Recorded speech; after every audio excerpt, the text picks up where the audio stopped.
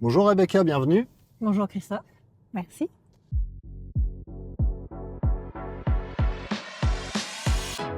Bon, je t'avais fait venir initialement parce que tu as écrit un bouquin récemment, Personne n'aime les RH. Et comme là, on approche d'une date un peu marquée, qui est le 8 mars, Qui est je sais plus, la, la journée de la la femme. journée des droits des femmes. Voilà, Voilà. exactement. Non, l'idée, ça serait qu'on parle un peu justement de la place de la femme dans notre monde du travail actuel. Mhm. Et j'aimerais qu'on l'aborde sous différents angles. Le premier angle que j'aimerais aborder, c'est l'angle strictement RH, puisque effectivement, on nous parle d'égalité, d'équité, Oui, on nous met des index, on nous transpose bientôt la directive européenne sur la transparence salariale oui. en vue d'améliorer l'équilibre notamment des salaires et de traitement aussi hein, dans les entretiens annuels, évaluation des compétences. Mais est-ce que les RH sont-ils vraiment moteurs Hmm. dans cette question? C'est une question très délicate parce que je pourrais dire oui et je pourrais dire non, que je blesserais des gens des deux côtés, globalement. Je peux dire oui, les RH sont moteurs, non, ils ne le sont pas.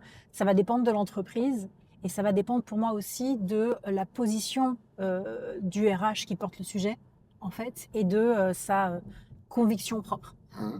Euh, je, On parle vraiment de la personne en elle-même, pas de son genre. Parce que là aussi, on pourrait faire des raccourcis en disant bah, si on est RH femme, on prend plus facilement ces sujets. Alors que j'ai croisé des RH femmes qui prennent pas du tout ces sujets et pour qui c'est un non-sujet en fait en termes de compétences parce qu'elles considèrent que le côté masculin est en fait plus compétent. Donc en fait, c'est très particulier.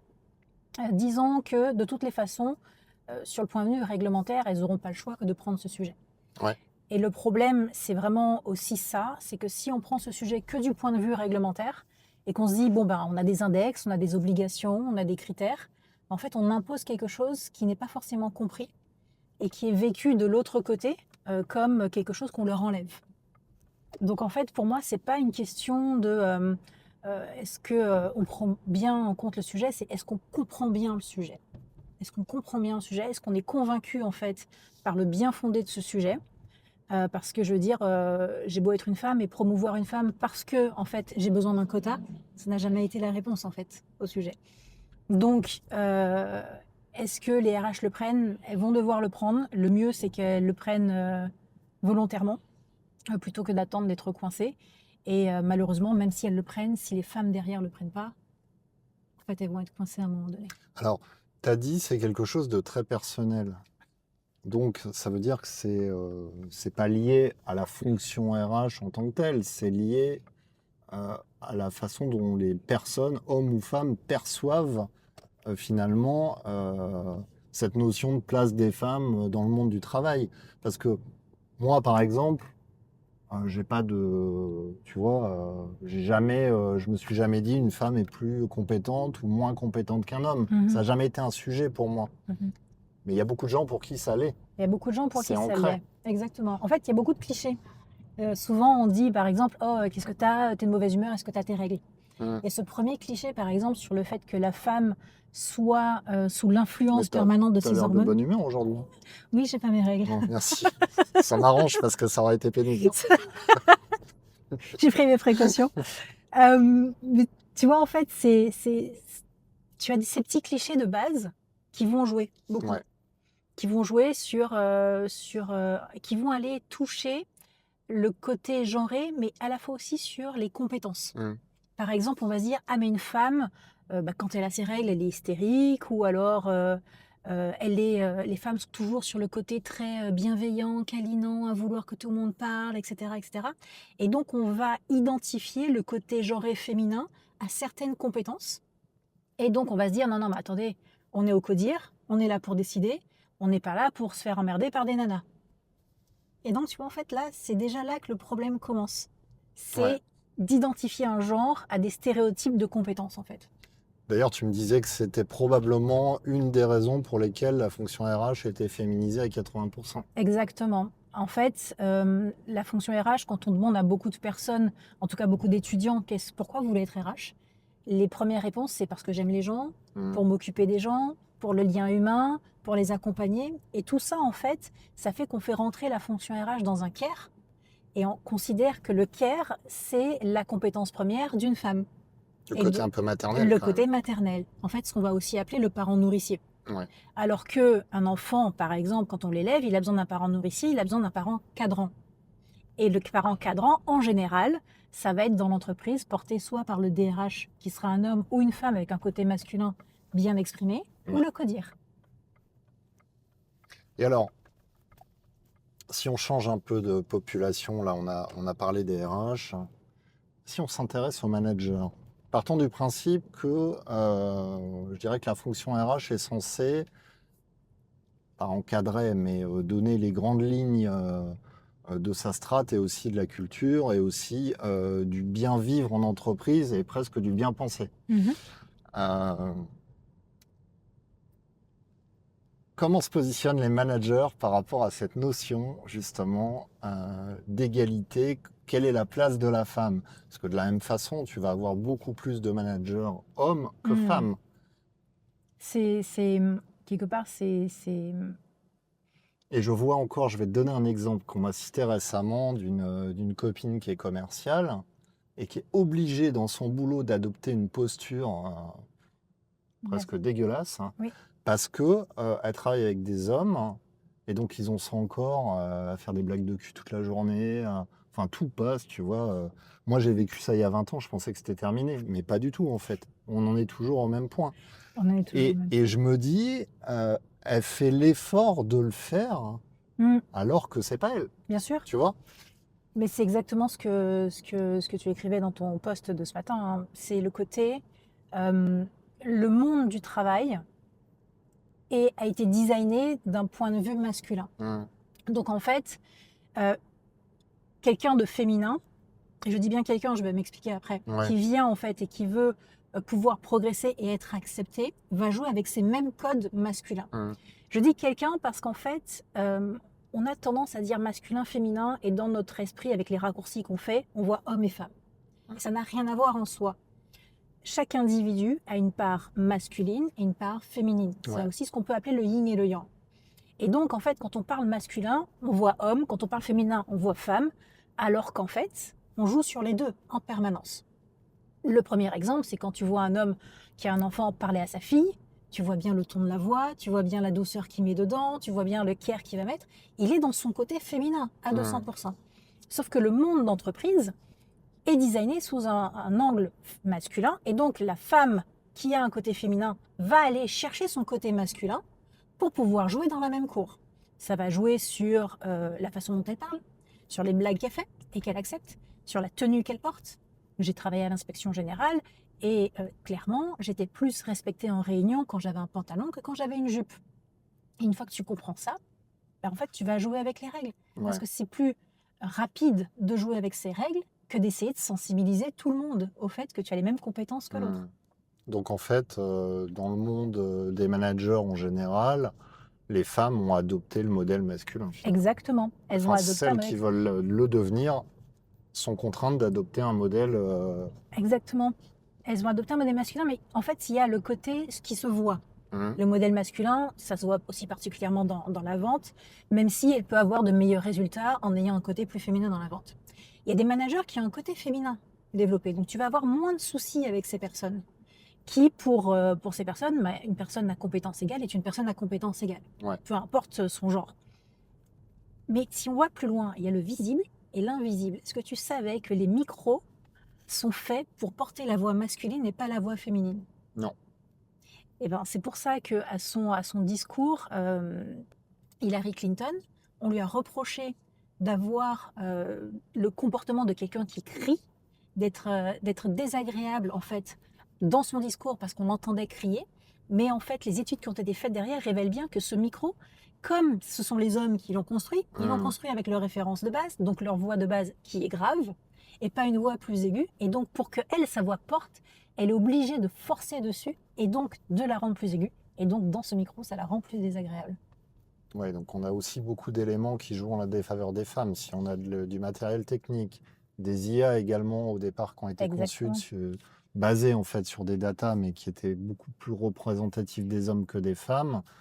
on est certain aujourd'hui que la technologie, de toute façon, ne résoudra pas ce problème d'égalité. Exactement. Alors, ça me gêne toujours de parler d'égalité, parce que finalement, Oui. pourquoi il n'y aurait pas... aujourd'hui, bon, les hommes gagnent encore plus que les femmes, mais pourquoi les femmes ne gagneraient pas plus finalement? Je pense pas, dans ma vision à moi, qu'on doive arriver à une égalité. On doit arriver à une juste récompense de la compétence. Je suis d'accord. Je pense que c'est ça vraiment l'enjeu. Et c'est toujours un peu compliqué d'ailleurs, je trouve, d'être sur des quotas, des index, et en même temps de dire, paradoxalement, on va favoriser la compétence. Et en fait, là, si tu favorises la compétence, par nature, tu ne peux plus respecter de quotas. Exactement. Donc on tourne dans un univers... On tourne dans un non-sens. euh, On favorise la compétence et il faudrait déjà revoir ce que ça veut dire une compétence Mmh. de base. Et qu'est-ce que c'est qu'une compétence? La bienveillance n'étant pas une compétence, pour commencer. Et donc, en fait, qu'est-ce que c'est qu'une compétence et qu'est-ce que c'est pas? Mais aussi le fait que certaines compétences soient considérées comme genrées. Ouais. On parle de leadership au féminin. Ça Oui, c'est n'existe vrai. pas un leadership au féminin. Mmh. Le leadership n'est pas genré, c'est du leadership ou c'en est pas. C'est du care ou c'en est pas. Et il y a une façon de faire qui est propre à chacun. Et donc, déjà, revoir la base. Qu'est-ce que c'est qu'une compétence? Comment je l'évalue? Sa progression? Tout ce qui va être aussi l'environnement dans lequel je suis, etc., etc. Sur le côté égalité, ça fait pas sens, en fait, effectivement, d'avoir une égalité. On cherche une égalité salariale, et je pense que c'est ça le sujet, en fait, quand on parle d'égalité. Alors que même parler d'égalité de traitement, on vient toucher à quelque chose qui est très spécifique. Ouais. Quand tu as 2 enfants, tu ne les élèves pas de la même façon. Ah non, Parce qu'ils n'ont pas le même caractère. c'est sûr. C'est pas les mêmes individus. Je peux te le dire. Voilà, donc en fait, tu peux pas dire ça facilement pour des enfants et te dire 2 individus différents, tu les traites pareil. Mm. Et donc en termes d'égalité, on vient aussi toucher ça. Ouais. Peut-être que en termes de management, tu le sais, tu as des gens qui ont besoin en fait d'avoir beaucoup de repères et beaucoup de guidelines, des gens qui ont besoin de beaucoup de liberté, des gens qui ont besoin de beaucoup d'échanges, indépendamment de leur genre. Puis on a vu quand même, on a des contre-exemples flagrants, hein, si on prend les États-Unis qui étaient à foison de quotas et qui ont complètement là fait exploser leur modèle Oui. parce que ça fonctionne pas. Moi j'ai un ami qui est VP dans une boîte américaine et il me dit mais ce système des quotas c'était un enfer. Parce on finissait par ne plus avoir le droit de recruter qui on voulait en fait. Exactement. Et donc on recrutait plus du tout à la compétence. On recrutait en fonction de grilles de quotas. Exactement. Tout comme on C'est a terrible. besoin de quotas, on se dit il nous faut des femmes, et donc on fait rentrer des femmes qui peut-être ne veulent pas être là, peut-être n'ont pas les compétences d'État, mais on dit toujours les femmes, mais ça vaut pour l'inverse. Ou qui se demandent même si elles n'ont pas été recrutées pour ça. J'entendais une interview l'autre jour, je ne sais plus de qui disait je suis là, mais est-ce que je suis là parce que je le mérite ou parce que je suis une femme? Tu sais que ça m'est arrivé, je me suis engueulée avec quelqu'un à cause de ça. Quand, tu sais, l'inspection générale, c'est un parcours. Et je suis partie, à un moment donné, j'étais plus en accord avec le management. Et j'en ai un qui me dit, mais non, on part pas, demande telle promotion, de toute façon, t'es une femme, on va te l'accorder. Ah, c'est bien ça. Et je lui dis, mais du coup, tu crois vraiment que j'ai envie d'y aller? En me disant que juste parce que je suis une femme, je vais... Je fais, mais c'est horrible de penser comme ça. Il me dit, non, tu devrais utiliser le système. En fait, non. Chaque individu a ce besoin de reconnaissance. Elle est où la reconnaissance quand tu viens utiliser un système? Ouais. Et je trouve que c'est terrible de se poser cette question de est-ce que effectivement je suis là pour une question de quota? Bon, on en arrive à la troisième population après RH manager. Finalement, les coupables et en même temps ceux qui peuvent faire changer les choses, c'est les directions générales. Direction générale, oui. Oui. Tu sais ce qu'on dit? On dit que l'entreprise souffre des maux de leur DG. Ouais. Et en fait, quand on arrive sur ce sujet, quelle est la posture vraie de la direction générale? Pas la posture officielle avec les quotas, avec les index, avec la bienséance, et je vais dire ça sur LinkedIn, ça va bien passer. Non, la posture vraie, quelle est ma conviction personnelle, au fond, de cette histoire de quotas, de place du féminin masculin, et en fait de l'équilibre. Et j'ai envie de dire, là on touche directement à la diversité et l'inclusion. Ouais. Quelle est la place que ça a dans ma structure et quelle place je lui fais? Et ça, c'est le plus difficile parce que je vois, comme les choses sont de plus en plus dites, il y a des personnes pour qui c'est facile, il y a des personnes pour qui c'est impossible, et il y en a d'autres, en fait, elles se rendent même pas compte. C'est juste naturel. Ouais. Ça me fait penser à l'interview. C'était quoi? C'est un présentateur sportif, Munoz, c'est ça? Qui a été interviewé par une femme par rapport à un baiser forcé qu'il a donné à quelqu'un sur le plateau télé de. Ah oui. Voilà. Ouais. Et en fait, tu vois dans l'interview qui dit, mais si je peux pas blaguer avec une femme, si je ne peux plus l'embrasser sur la bouche parce que j'en ai envie, il y a un problème. Non, il y a un problème de base dans la phrase. On peut pas faire ça? Non, mais parce que là, j'apprends un truc, quoi. Tu ne peux pas faire ça sans le consentement. Mais même un homme, théoriquement, tu ne pourrais pas faire ça. Pauvre Gérard Depardieu, je le voyais encore hier aux infos. C'est vrai. Le pauvre. Le pauvre, il est incompris, lui. Bah, je pense qu'il a compris. Hein, Il a compris. À plein de niveaux, d'ailleurs. Hein. Oui. Il faut séparer l'homme de l'acteur. Bien sûr, comme Bertrand Cantat. Évidemment, il faut Évidemment. séparer l'artiste de... Évidemment, il y en a tellement des comme ça. C'est ce que j'avais fait un post là-dessus, c'est ce qu'on m'avait répondu. Et je me suis dit, comment tu peux, en fait, quand tu sais ce que le mec a fait, ne pas tout simplement... Parce que moi, j'écoutais Noir Désir. Oui, bah oui. Et j'ai tout jeté, en fait. Ah Je les ai jetés, tu vois. Parce que je me suis dit, c'est pas possible. Et je me dis, comment tu peux réagir autrement et te dire, oui, mais faut distinguer l'artiste de l'homme. C'est pas possible. Je pense que, tu sais, il y a potentiellement quelque chose derrière qui en dit plus sur cette personne qui dit ça que le reste. Tu sais, un peu la peur d'avoir fait des choses qui sont peut-être reprochables aussi et de ne pas vouloir jeter la pierre à l'autre parce que tu dis, mais... Oui, c'est possible. Tu vois, j'ai pas été tout blanc non plus, donc faut être un petit peu tolérant. Enfin là, c'est des cas extrêmes quand même. Hein. Ah bah, les cas extrêmes, malheureusement, il y en a plein. De cas très extrêmes. Donc en fait, ce que tu dis, c'est que finalement, les dirigeants, en fait, c'est un peu pile ou face, quoi. Ça dépend vraiment de la personne et on sait qu'on ne peut pas changer une personne dans la façon dont elle s'est construite et dans ses croyances. Donc, en fait, ça va être le plus compliqué. Si tu peux mettre en place ce que tu veux, tu peux mettre en place des index, tu peux mettre en place des campagnes, de la sensibilisation, mettre de la diversité genrée partout dans l'entreprise. Si la direction n'est pas convaincue de ce qui se passe, ça ne tiendra pas. Ça ne marchera pas. C'est inconsciemment elle qui donne la direction et les autres se plient. C'est toujours, si mon chef se permet d'aller au sport à 15h, je vais aller au sport à 15h. Ouais. Si mon chef se permet de faire cette réflexion à la secrétaire de direction, en fait, ça m'excuse ce comportement. Donc c'est eux la clé quelque part. Même si les RH prennent ce sujet, on est vraiment dans encore un système très pyramidal. Donc si la tête pensante n'est pas alignée avec ses valeurs, ça ne tiendra pas. Fonctionnera pas. Et ça peut pas changer comme ça. Après, tu vois par exemple les formations, la sensibilisation en VR. Et je trouve ça extrêmement pertinent. On en a fait il y a quelques temps. Et les plus impressionnantes sont celles sur le harcèlement. Ouais. Tu mets le casque et tu vis la situation. Toi qui n'aimes pas qu'on soit trop proche de toi, de ta zone, tu vois, en fait, tu vois une personne qui rentre dans ta zone de confort, en fait, et tu ne peux pas reculer puisque c'est de la VR, donc tu es obligé de subir un petit peu ce qui se passe. Il est possible que ce genre de sensibilisation, bien pensée, pour des gens en fait qui n'ont pas eu cette éducation d'équilibre entre les deux, pourrait avoir un impact intéressant. Mais il n'y a pas de garantie en soi. Non. En plus là, on touche vraiment aux fondamentaux de la personne. Donc, la psychologie. C'est Charles Pépin, là, le philosophe, qui disait la semaine dernière, j'ai assisté à une de ses confs, et il disait que ce qui transformait une personne fondamentalement, c'était la rencontre de l'autre. Oui. Donc de rencontrer quelqu'un qui portait d'autres convictions, et c'est cette personne qui va réussir à te faire évoluer dans tes convictions profondes et à te transformer. Moi, je ne crois pas qu'une simple formation puisse changer.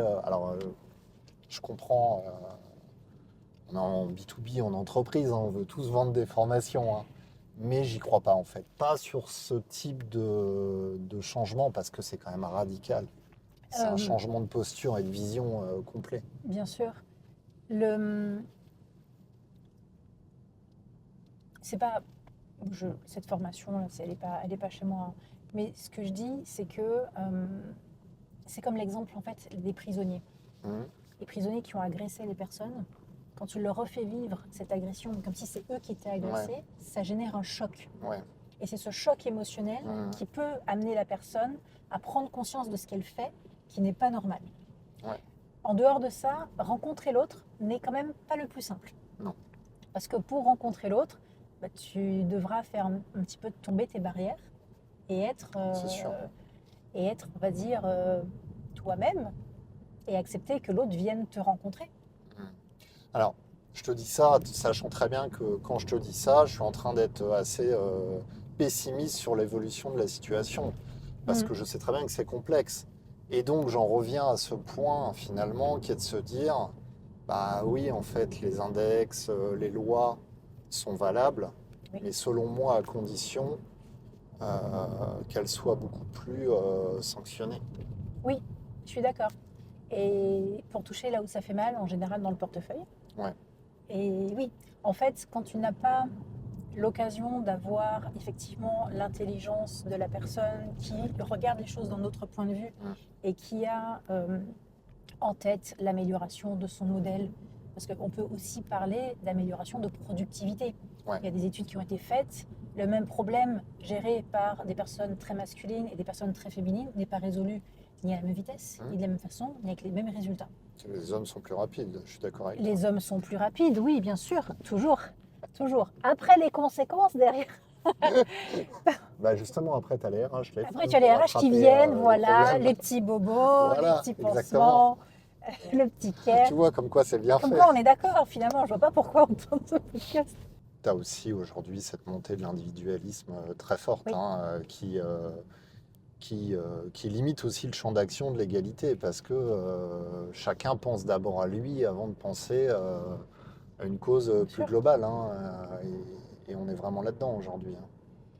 Après, il y a des choses qui fonctionnent. Parce que là, on parle beaucoup de Mm. pourquoi ça n'avance pas. Mais pour moi, ce qui fonctionne le mieux, c'est quand on a des individus hommes qui ont ce côté en fait équilibré et cette compréhension des choses.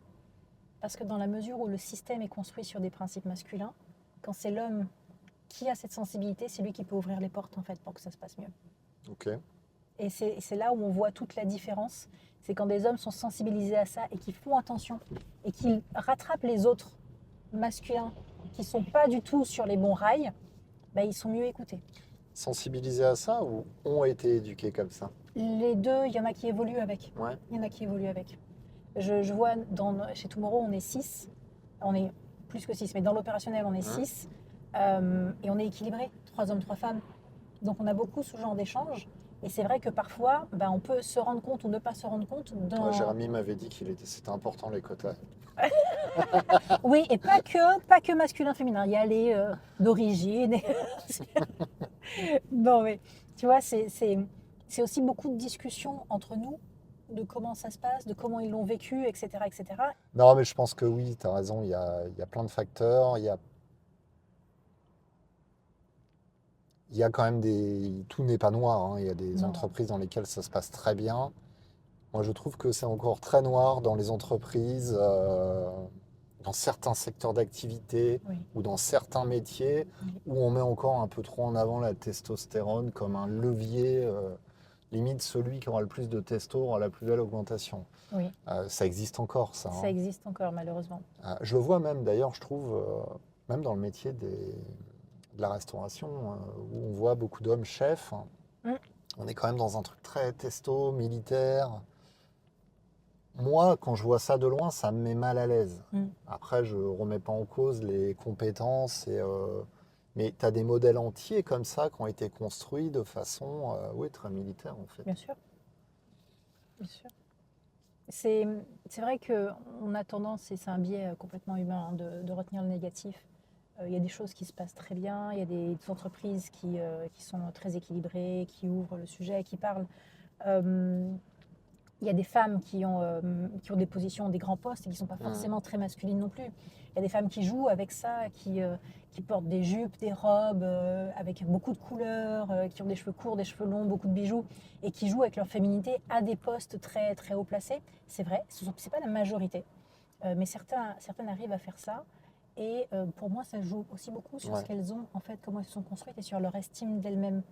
Tu vois, ça va toucher beaucoup plus de choses que juste j'ai ce poste et je peux faire ce que je veux. C'est un peu comme si euh, j'ai eu ce chemin de Mm. difficulté et maintenant que je suis arrivée là, je peux faire ce que je veux.